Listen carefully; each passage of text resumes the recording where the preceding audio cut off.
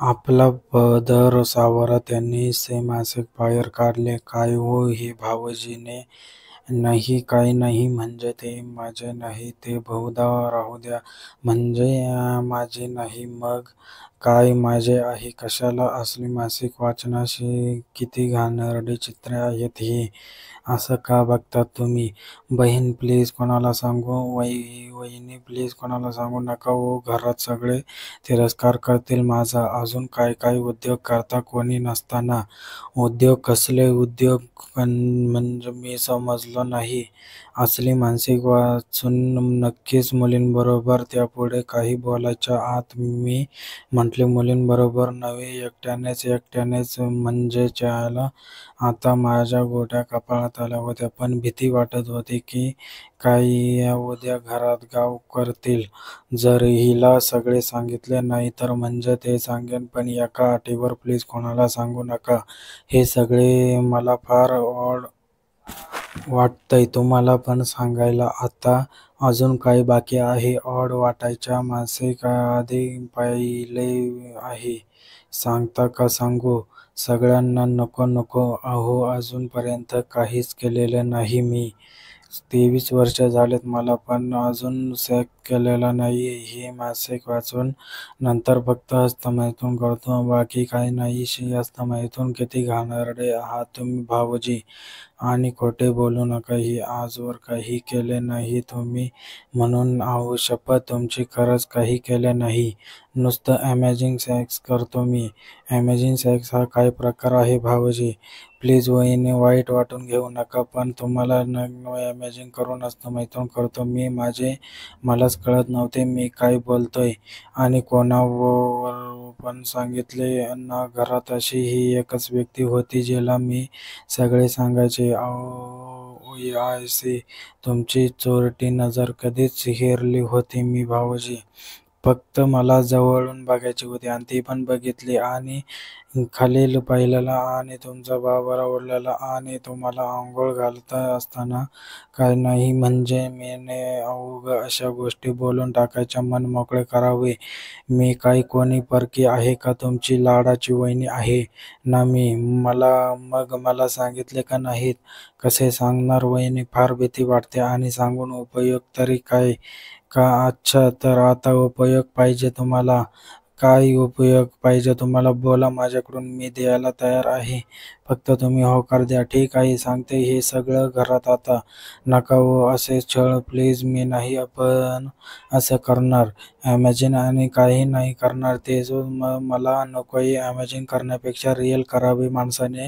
हा, मी तोंड वाचून बघत राहिलो. जर तुम्हाला वाटतंय मी नाही कोणाला सांगावे तर मी म्हणेल तसे वागाल.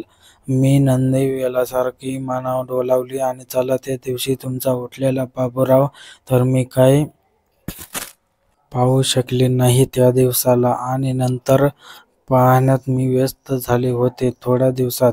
आणि आता पाहायला असे म्हणजे तिने माझ्या खोलीचे दार बंद केले. दार बंद करत असताना मला तिच्या गोऱ्यापान पाठीचे दर्शन झाले. तिच्या ब्लाऊजला पाठीमागे उभ्या आडव्या पट्ट्याची रुंदीची खिडकी होती. एका चौकटीन तिचा काळा तिल मस्त उठून दिसत होता. दार बंद करून तिने आपली मादक नजर माझ्याकडे टाकली आणि मी पण तिच्याकडे बघू लागलो. असंच आम्ही 5 मिनिट एकमेकांकडे बघत राहिलो. आणि थोड्या वेळाने आमचे हो, पण कोणी आले तर नाही, कोणाला कळाले तर तुम्ही. मी कोणाला सांगितलेच नाही तर काय कळणार आहे? चला आता असा वेळ फुकट घालवू नका, नाहीतर कोणालाही कळेल. असे म्हणतच तिने माझी चड्डी काढली. हुद्दा वात भाऊजी, चांगलाच तयार झालेला दिसतोय तुमचा बाबूराव. आता हात लावून पहा म्हणजे त्याचा कडकपणाही जाणवेल.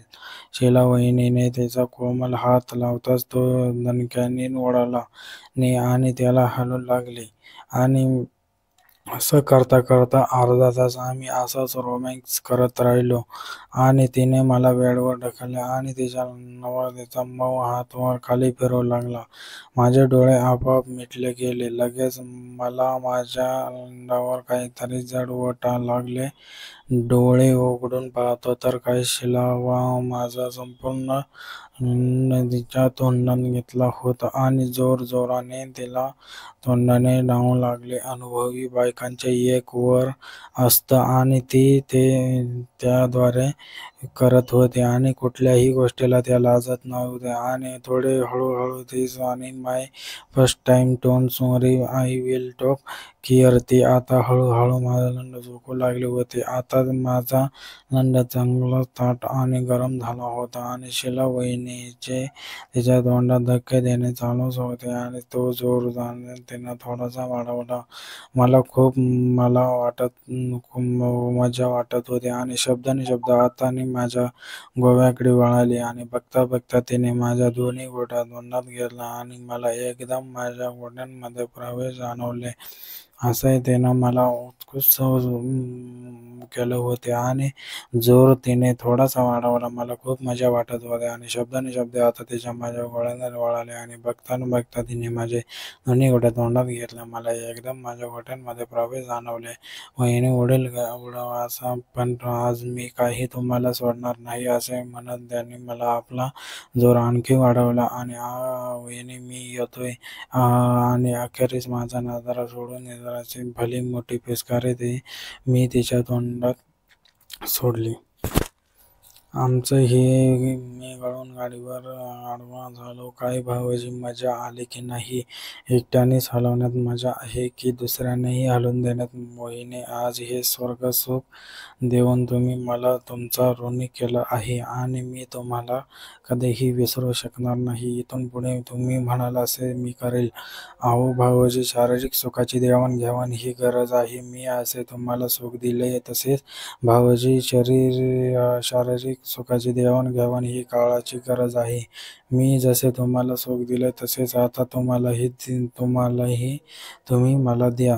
पण वहिनी, एक विचारू? तुम्हाला दावा सुख देईन असेलच की, तरी तुम्ही माझ्याकडून अपेक्षा करता माझ्याबरोबर करायला पुढाकार घेतला. अहो भावजी, सेक्स ही शारीरिक भूक आहे. पोट भाकरी करता नुसतेच भाजी भाकरी पुरेशी आहे, पण गोडीची अपेक्षा करतोय की, म्हणजेच? अहो बोळसट भावजी, इथून पुढे तुम्ही म्हणाल तसे मी करेल. अहो तुमचा दादा म्हणजे माझी भाकरी आणि तुम्ही गोड व्हा.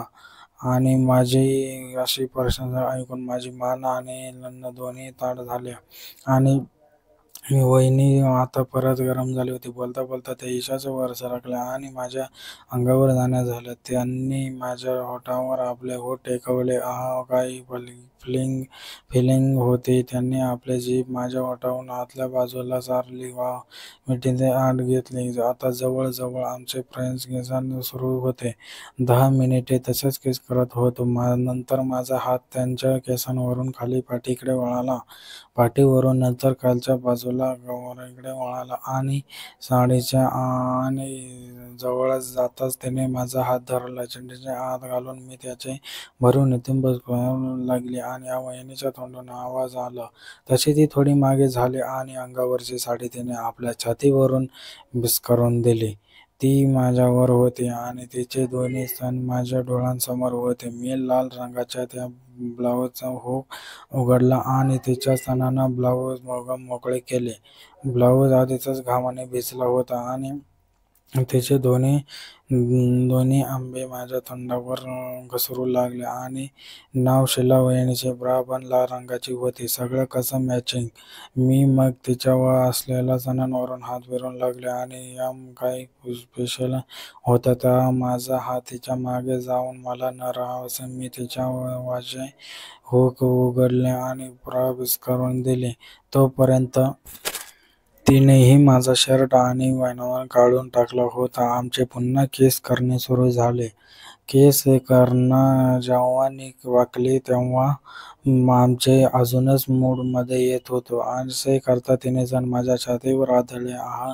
आमच्या दोघांच्या तोंडून आवाज आला. मी तिचे पिंक रंगाचे निप्पल माझ्या निप्पलवर खडू लागलो. आता दोघांचा श्वास वाढू लागला. आम्हा दोघांनाही खूप घाम सुटला होता. मी उभा राहिलो आणि शीला वहिनीलाही उभी केले. तिच्या कमरेवरची साडी आणि परकर खाली खेचला आणि मी सुरू झालो आणि तिला बी तयार केलं आणि ती पण थोड्या वेळात सुरू झाली आणि असंच आम्ही दोघेही संगत सुरू होताच मनसोक्त स्वर्ग पाहिला आणि त्या रात्री आम्ही दोघंही असेच करणार होतो आणि चहाला तीही लाल वहिनी आणि आवडली नकाशाला साडीसारखी खाली खेचाई तिला आघाडीवर ढकलली तशी ती हिंदाळत पडली. एका झटक्यात त्याने साडी काढला आणि तिच्या पुशीचं दर्शन घेतले. तिच्या पुशीवर असणारे छोटे छोटे केस तिच्या पुशीच्या रसाने ओले झाले होते आणि तो रस मला चोखून घेण्यासाठी हिणवत होता. मी लगेच माझ्या मोर्चा तिच्या पुशीकडे वळवला तसे मी माझे तोंड तिच्या पुशीच्या बग्यावर ठेवले. नशीब कणही आहे ती पुशी चाटायला सुरुवात केली आणि ती मनसोक्त मादक आवाज.